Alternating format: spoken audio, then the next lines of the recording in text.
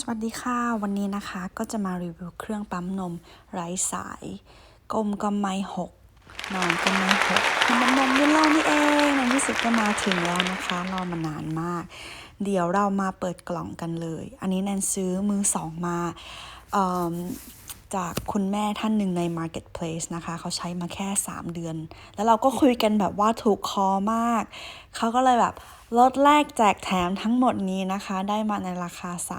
$350แต่ว่าของแถมคือจัดเต็มมากๆแบบโอ้โหสุดยอดเดี๋ยวเราจะมา break down กันนะคะว่าแต่ละชิ้นเนี่ยราคาเท่าไหร่ชาร์จก่อนเลยเดี๋ยวเรามาเริ่มกันเลยค่ะชิ้นแรกนะคะคือกล้วยปั๊มนมไซส์14มากับกล่องออริจินอล2ชิ้นด้วยกันค่ะชิ้นที่2ก็คือ Flex Tubes มากับกล่อง2ชิ้นเหมือนกันค่ะชิ้นที่3อันนี้ไม่ได้มากับกล่องต้องซื้อแยกนะคะคู่ละ 49.99 เหรียญค่ะชิ้นที่4อันนี้มากับกล่องนะคะเป็นกลวยสำหรับใช้กับถุงเก็บนมค่ะส่วนตัวนี้เป็นตัวปิดจุกค่ะเรามาดูวิธีการประกอบแบบไม่ใช้ถุงเก็บน้ำนมกันนะคะขั้นตอนที่1ปลดล็อกตัวกลวยจากด้านหลังค่ะมันจะมีรูปอยู่แบบล็อกและปลดล็อกนะคะเราจะเลื่อนไปที่ปลดล็อกก่อนคือด้านขวาแล้วเราก็จะใส่กลวยอย่าลืมเลือกกลวยที่ขนาดที่ถูกต้องกับตัวเรานะคะเพราะว่าไม่งั้นเราอาจจะเจ็บได้พอใส่เสร็จแล้วเราก็ล็อกก็คือบิดไปทางด้านซ้ายมือค่ะเสร็จแล้วนะคะเราก็จะสวมจุกปิดกันไม่ให้นมรั่วค่ะต้องปิดดีๆนะคะแล้วก็ตอนจะปิดเนี่ยต้องหมุนตัวล็อกมาที่เลข2ก่อนนะคะเพราะว่าถ้ามันไม่อยู่ที่เลข2มันจะปิดไม่ลงค่ะเลข2ก็คือเปิดทำให้รูมันกว้างขึ้นค่ะแต่ถ้าเป็นเลข1อ่ะมันจะเล็กทำให้ตัวจุกเนี่ยลงไปไม่ได้นะคะอย่างในวิดีโอเลยก็คือจะลงยากลงไม่ได้เลยแหละ ยังไงก็ต้องปรับไปที่เลข2นะคะ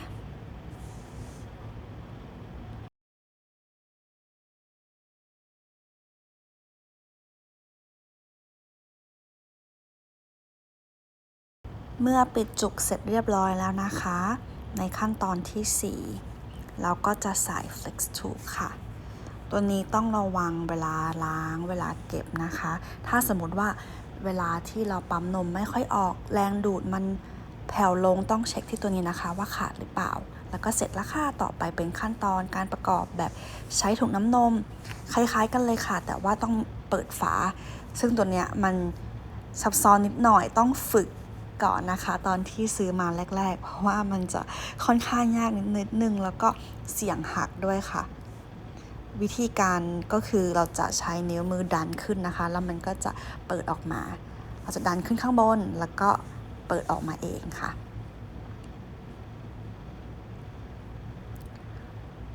เสร็จแล้วเราก็จะใส่ Flex Tube เหมือนเดิมเลยค่ะ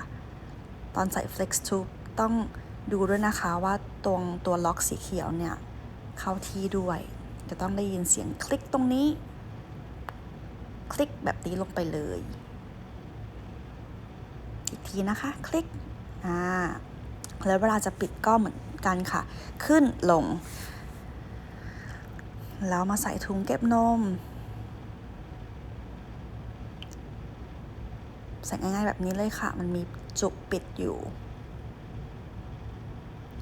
พับยัดเข้าไปนะคะยัดดีๆนะเพราะว่าเวลาเราเอามาประกอบกับตัวฮับแล้วเนี่ยตัวถุงจะต้องไม่แลบออกมา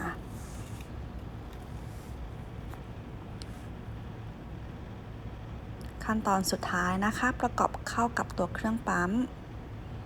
นี่ถุงต้องไม่แลบออกมานะคะ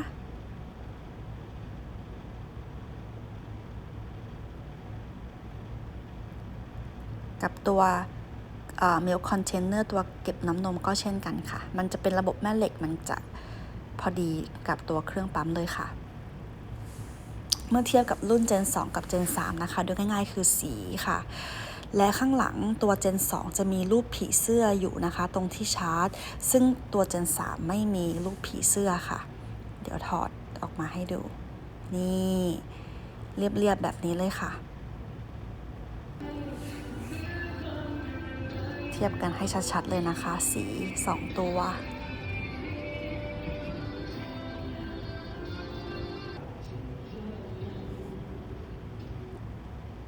ขั้นตอนการใช้งานแอปพลิเคชันมือถือนะคะ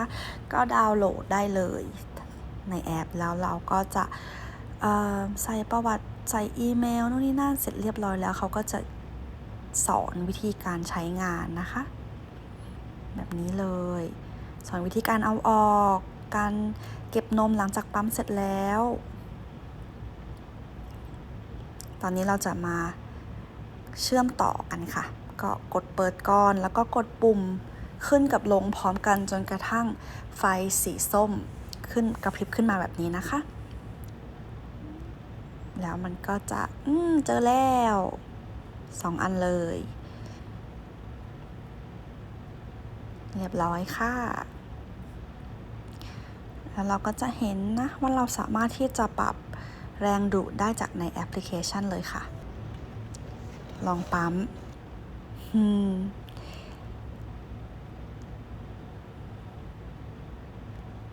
พอปั๊มเสร็จแล้วนะคะตรงนี้เป็นเคล็ดลับที่สำคัญมากๆเลยคือนมมันจะค้างอยู่ตรงปากกรวยอะค่ะเราจะต้องใช้วิธีฟลิปแบบนี้ซึ่งในแอปพลิเคชันเขาก็จะสอนเหมือนกันใช้เวลาฝึกหน่อยนะคะตอนแรกอาจจะต้องใช้ฝึกกับน้ำเปล่าก่อนเพื่อที่จะไม่ให้นมเราหกเสียดายค่ะเสร็จแล้ว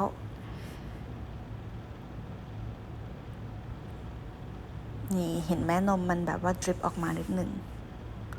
เปรียบเทียบ2 ข้างตอนนี้นมหดแบบหดเยอะเลยค่ะเพราะว่าไม่ได้ปั๊มเมื่อก่อนปั๊มอยู่วันละ 4-5 รอบตอนนี้เหลือเวลาปั๊มอยู่แค่วันละรอบเสร็จแล้วก็ใส่ขวดส่วนถุงแล้วก็ตัดถุงนี่ใช้ได้1 ครั้งนะคะสรุปนะคะถ้าถามว่าคุ้มหรือเปล่านั่นก็จะบอกว่าคุ้มนะเพราะว่าตอนนี้วิลโลเป็นเครื่องปั๊มนมเครื่องเดียวในตลาดตอนนี้ที่สามารถก้มได้หรือว่าปั๊มไปนอนไปได้โดยที่นมไม่หกเลยแต่ว่าข้อเสียของมันอยู่ที่ว่าอย่างที่บอกว่ามันต้องซื้ออุปกรณ์แยกเพิ่มหลายอย่างแล้วก็ตัวฮับคือตัวฮับอะ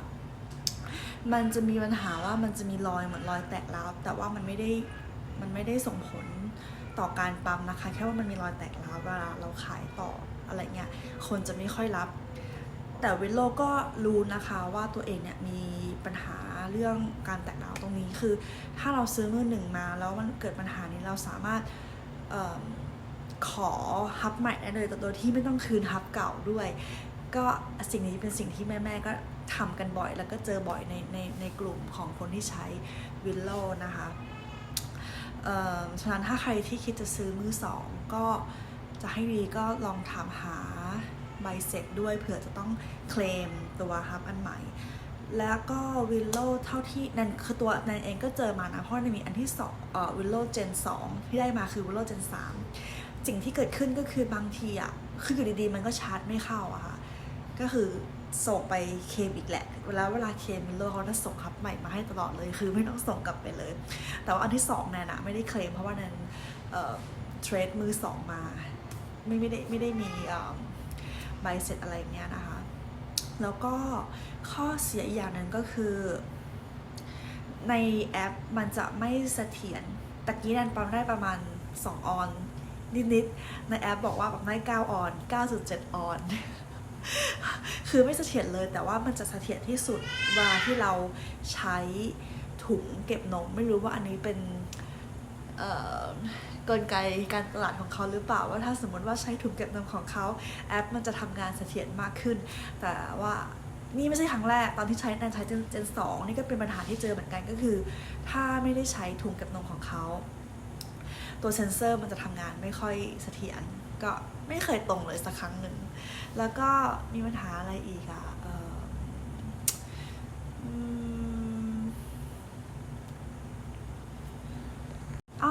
แล้วก็มีปัญหาเวลาที่เราปั๊มเสร็จแล้วเราเอาออกมาเราสังเกตว่ามันจะมีนมล้น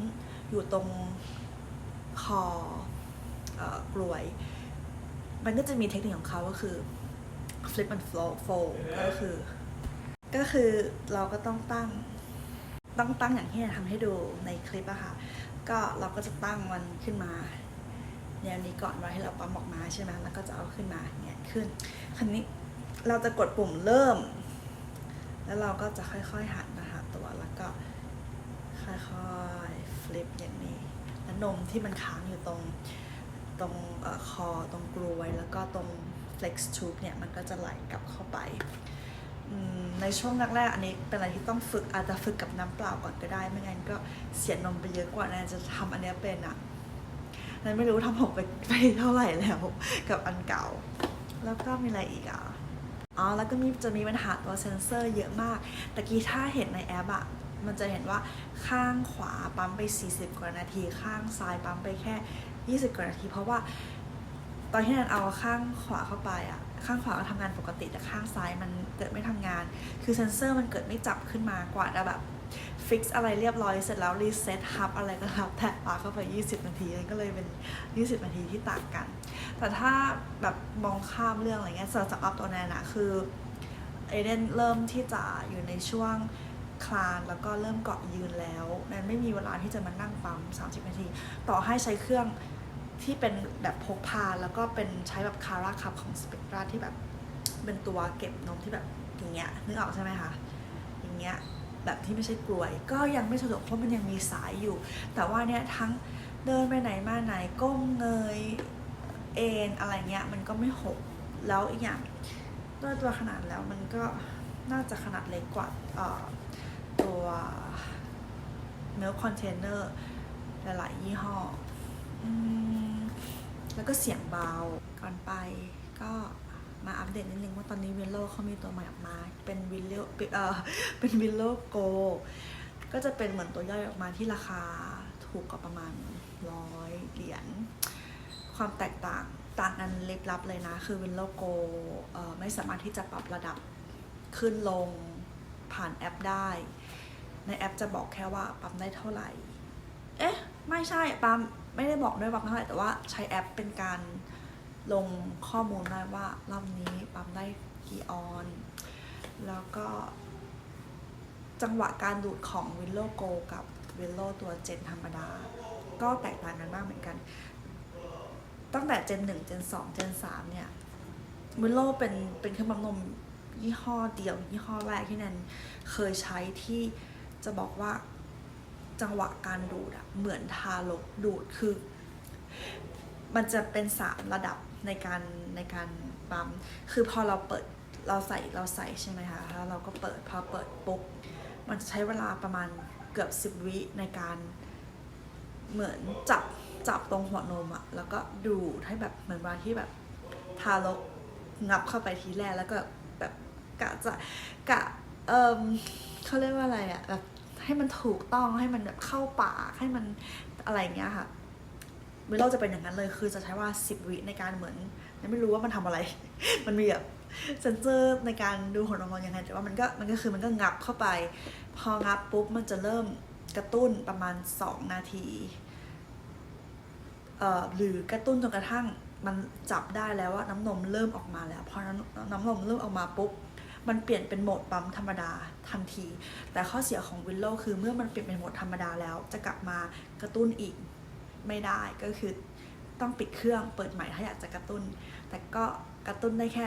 1 นาที2 นาทีแล้วมันก็จะกลับเป็นโหมดธรรมดาปกติแต่ว่านันก็ไม่เห็นข้อเสียอะไรเลยนะเพราะว่านันเป็นคนที่ใช้เลเวลต่ำมากเหมือนกันใช้สเปกตราใช้โมทีฟใช้อเมดาใช้เมเดล่ามาเนี่ยก็ปรับไม่เคยถึง4ยิ่งโมทีฟนี่คือกระตุ้น1โหมดธรรมดาก็1แล้วก็แทบจะไม่ค่อยใช้โหมดธรรมดาเลยด้วยใช้แค่โหมดกระตุ้นแต่ว่า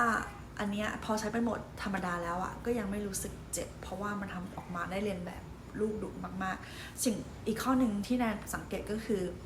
แม่ที่เป็นสายปั๊มล้วนจะไม่ชอบการดูดของอันนี้เพราะว่าจะไม่ชินจะชินกับพวกยี่ห้ออื่นมากกว่าที่มันเป็นแรงดูดแบบปกติอันนี้เพราะว่ามันเป็นแรงดูดที่แบบว่าเรียนแบบลูกดูดอะแนนสังเกตว่าแม่ที่ให้ลูกเข้าเต้าจะเห็นผลได้ดีกับตัวนี้ก็เหมาะสำหรับแม่ที่ยังเข้าเต้าแล้วก็ต้องกลับไปทำงานพอกลับมาบ้านลูกก็ยังเข้าเต้าอยู่คือมันไม่ต้อง เข้าสู่ช่วง adjustmental period ยาวนานเกินไปแต่สำหรับคนที่แบบปั๊มล้วนอะไรเงี้ยเขาจะปรับตัวกับอะไรอย่างนี้ไม่ค่อยได้เท่าไหร่ก็งั้นก็ขอจบรีวิววิลโลตรงนี้นะคะบ๊ายบายเดี๋ยวเจอกันอันหน้ารีวิวต่อกันที่คู่มือนะคะคู่มือมีมาให้แล้วก็นันชอบตรงที่ว่าคู่มือมันมีบอกด้วยว่ารอบดูดกับแรงดูดเท่าไหร่ซึ่งข้อมูลเนี้ยเดี๋ยวนี้มันค่อนข้างเริ่มหายากแล้วอะคือมันไม่มีมาให้ในข้อมูลเขาคงคิดว่าผู้บริโภคคงไม่เข้าใจมากเท่าไหร่แบบแล้วไงใครแคร์อะไรอย่างเงี้ยแต่ว่าจริงๆมันสำคัญนะเพราะว่าการที่เรารู้แรงและรอบอะมันทำให้เรารู้ว่าเครื่องปั๊มนมนี้สามารถใช้เป็นตัวช่วยกระตุ้นน้ำนมในเวลาที่นมเราหดหรือเราต้องการที่จะเพิ่มน้ำนมได้หรือเปล่าเพราะว่า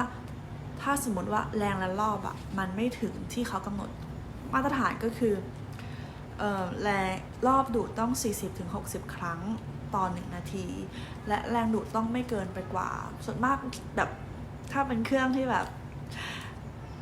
แรงๆเขาก็จะเน้นแบบโฆษณาแรงๆไว้ก่อนแบบปั๊บแรงได้ถึง10ระดับ360 mmHg HG อะไรเงี้ยแต่แบบเอาความจริงแล้วอะเราไม่ควรจะปั๊มเกิน280เลยอะเพราะว่าเราปั๊มบรรละหลายรอบ280นี่คือแรงมากตัวนั้นเองไงคิดว่านั้นน่าจะปั๊มอยู่ประมาณแค่แบบระดับ1อะ ไม่ถึง250ด้วยซ้ำฉะนั้นเราไม่จำเป็นที่ต้องมีเครื่องปั๊มนมที่เขาโฆษณาไปว่าไม่แรงดูด10ระดับเพราะว่าเอาความเป็นจริงไม่มีใครปรับถึง10ระดับจริงๆมันก็มีแหละก็คือคนที่แบบลานนมแบบผิวลานนมมันด้านไปแล้วจากที่แบบใช้แต่แรงๆอะไรเงี้ยค่ะซึ่งเวลโลเนี่ยแรงดูดอะมันพอดีเลยประมาณแบบ35 ถึง 245อะไรก็ว่ามันก็เลยนุ่มมันก็เลยไม่เจ็บเพราะมันเบามาก245คนอย่างที่บอกว่าคนที่เป็นสายปั๊มที่ชอบแบบแรงปั๊มจะไม่ชอบวิลโลเพราะว่ามันแบบเหมือนทารกดูดเกินไปส่วนรอบดูดอยู่ที่42 ถึง 90ซึ่งแปลว่าดูดถี่มากซึ่งตรงนี้มันสำคัญตรงที่ว่าเครื่องปั๊มนมที่ไม่มีเขาเรียกว่าประสิทธิภาพใช่ไหม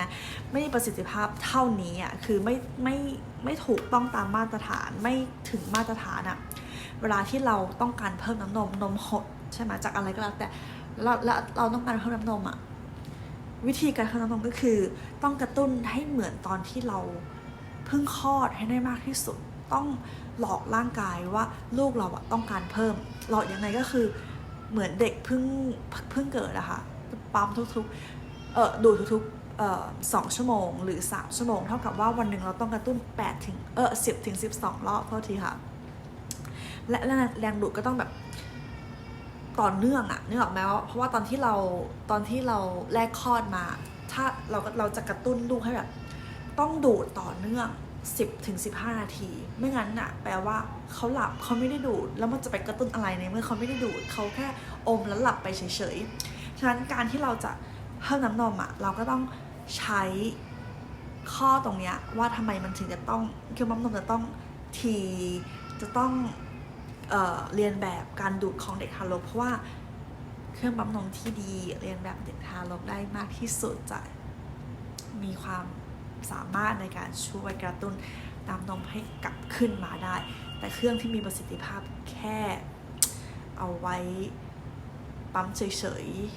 ๆมันก็อาจจะเอาน้ำนมกลับคืนมาไม่ได้ก็มีแค่นี้แหละค่ะบ๊ายบาย